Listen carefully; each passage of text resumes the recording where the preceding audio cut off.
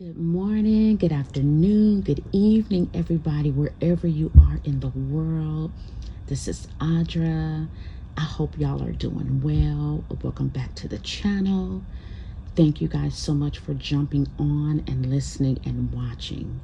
If you are new here, again, welcome.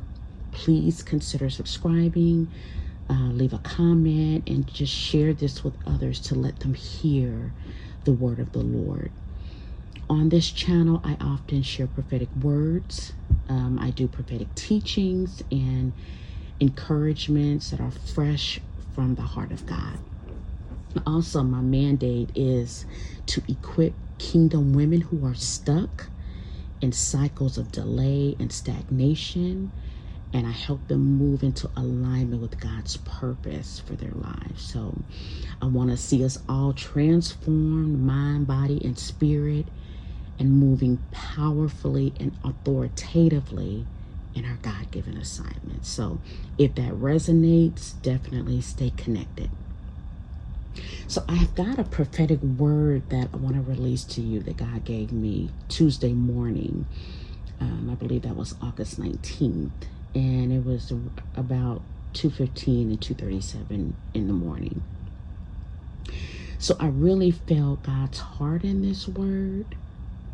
And let me just say that he is tired. Not so much about our enemies. He is, but that's not what this is about. This is more about his people. And it feels like this is a final call. So let me just jump right on into the word. He says, my people are hope deferred. I am the giver of hope. I am the giver of life. Tell them they must come to me. They keep trying to do things in their own strength. Tell them they must come to me before time runs out. Time is running out. I have plans and blueprints ready to be built. But where are my builders? Where are the ones who forge in the night and forge by day? I am the one who sets the captives free. Freedom is here. Some are still captive, even though they are free. I am the one who opens blind eyes and deafened ears, yet they do not see, they do not hear. Access has already been given, but they know it not. Tell them to come. I have many plans. I am the giver of life, the giver of hope. Hope deferred is not their portion. Tell them to come. Come and drink. Come and sup with me. Be filled afresh, because it is time to work. Justice is coming. It is coming in like waves. Waves of healing are coming. I need my people in position. Tell them to ready themselves. Incoming. Soon and very soon. Forge ahead. It's time to take the city. Time to take the gates. I am rooting out those who forge their own way. I am separating the wheat from the tares. Only I have the plans. Only I know the way. Tell them to come to me, because when they seek me, they shall find me. When they seek me with all of their hearts, I will be found. There is a new day for those who see, for those who hear, and who believe. Restoration, justice, and joy are here. Whew. So that is the end of the word. I have a few scriptures that I want to give you that were in my spirit as God was giving me this, and I want to give you a little revelation behind some of what he said. So Proverbs chapter 13 verse 12 in the ESV says, hope deferred makes the heart sick, but a desire fulfilled is a tree of life. And for some of us, not all of us, but for some, in the context of this word, we are creating our own deferred hope because we keep trying to do things in ourselves. We keep focusing on distractions, not believing because of what we see, not what God is saying. So we're heartsick. We're wondering, where is God? And he's saying, I am the giver of hope, but you must come to the end of yourself and then come to me. I am the only way to freedom, and freedom is here, y'all. So let's look at Jeremiah 29:13. This is the KJV. It says, and ye shall seek me and find me when ye shall search for me with all your heart, and I will be found of you, saith the Lord. Okay, and I'll go ahead and add verse 14. It says, and I will turn away your captivity, and I will gather you from all the nations and from all the places whither I have driven you, saith the Lord. And I will bring you again into the place whence I caused you to be carried away. God is calling us. He is bringing us back to him. But it is only when we seek him with all of our hearts, not some of it, all of it. He wants all of us. Full surrender, y'all. Because he's the one with the plans. He's the only one that knows the way. We cannot afford to keep leaning on our own understanding, because there's work to do now. And that brings me to this next scripture. It's Proverbs 3, 5, and 6 in the KJV, one of my favorite scriptures. It says, trust in the Lord with all thine heart, and lean not unto thine own understanding. In all thy ways acknowledge him, and he shall direct thy paths. Proverbs 3, 5, 6 in the NLT says, trust in the Lord with all your heart. Do not depend on your own understanding. Seek his will in all you do, and he will show you which path to take. Some of us have ended up in the wrong place because we depended on our own understanding. Listen, God is doing a new thing. Yes, we can perceive it, or we should be able to perceive it. But because it's new, we must lean on him. We have to acknowledge him. We have to trust him, because he'll lead us. We can't know the way to a place we've never been before. We have to trust God. That means we have to come to the end of ourselves, come back to him, and surrender all. Then we can build. Because in his presence and in our surrendering to him, he is releasing the plans, the blueprints, the revelation, everything we need to move forward, no matter what the conditions are. Okay, so let's switch gears now, because I want to talk about the waves, because it stuck out to me for a reason.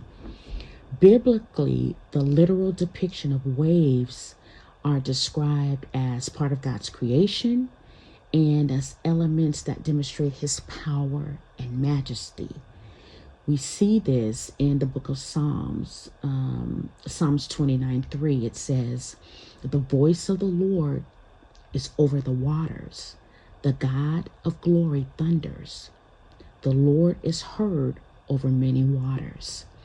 This verse highlights the grandeur and the authority of God over this natural world, including the waves. So this is the literal use of the waves. Metaphorically, waves symbolize instability, turmoil, and the challenges of life. Waves can also symbolize deliverance and judgment. And in this context, this is in the word, this is what God is showing me. In the Exodus narrative, Exodus 14, verses 21 through 28, God parts the Red Sea, allowing the Israelites to escape from Egypt, while the returning waves engulf the pursuing Egyptian army. So this event demonstrates God's power to save his people and execute judgment on their enemies. This is what God is doing when he says justice is coming. A lot of us have been crying out like, how long, God? He hears the cries of the righteous. Justice is coming, and it's coming to his house and then to our enemies. So let me share this other thing with you. In prophetic literature, waves are sometimes associated with divine judgment. The prophet Jeremiah speaks of Babylon's destruction, likening the advancing armies to the roaring of the sea and waves crashing against her. That's in Jeremiah 51, verses 42. This imagery conveys the overwhelming and inescapable nature of God's judgment. This is what is coming. No one that he is judging, no person, no system, it will not be able to escape God's judgment. Whew. I hope y'all are getting this. And I hope that this releases the fear of God in and around you.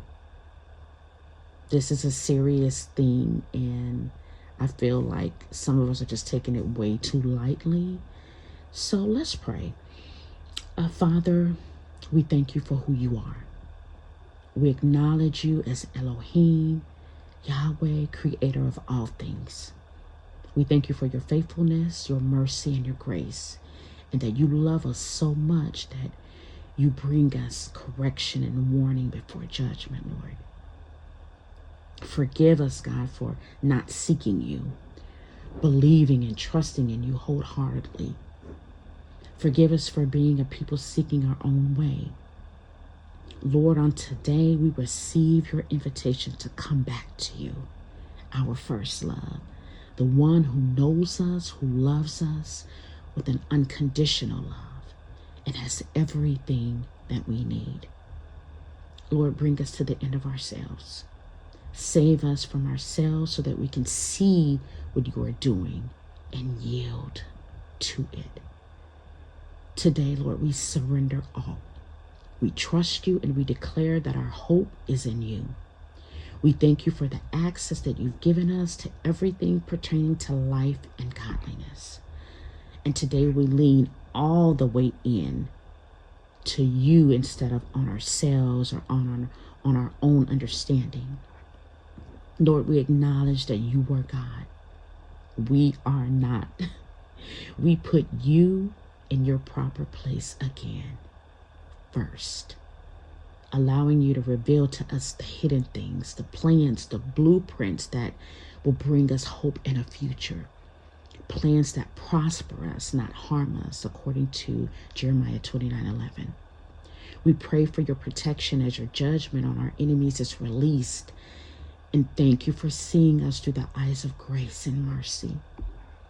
Father, we love you and we look forward to the good days ahead of us. And even in the hard times, we put our trust in you. Thank you for dealing with our enemies. The enemies we see today, we shall see no more. We praise you for your justice. We thank you for your plans of restoration and receive unspeakable joy. We love you, Lord, our mighty God. In the name of Jesus, I pray. Amen. Well, that is it, you guys. I pray this blessed you. Please share this word of the Lord with others that you know Whether they believe or not, God is doing this. And we just want to be on the right side. I would also encourage y'all to get into the secret place. Declare Psalms 91 every day, because this is your protection promise. But it's conditional. It's for those who dwell in the secret place of the Most High. So get in there, stay in there, plead the blood of Jesus over yourself, everything and everybody connected to you. Do not be distracted by things, people, events around you. Stay focused on what God is doing. The Bible says, "Thou wilt keep him in perfect peace, whose mind is stayed on thee, because he trusteth in thee." That's Isaiah 26:3 KJV. So that's it. Thank you for watching. Thanks for listening. Until next time, be blessed and go with God.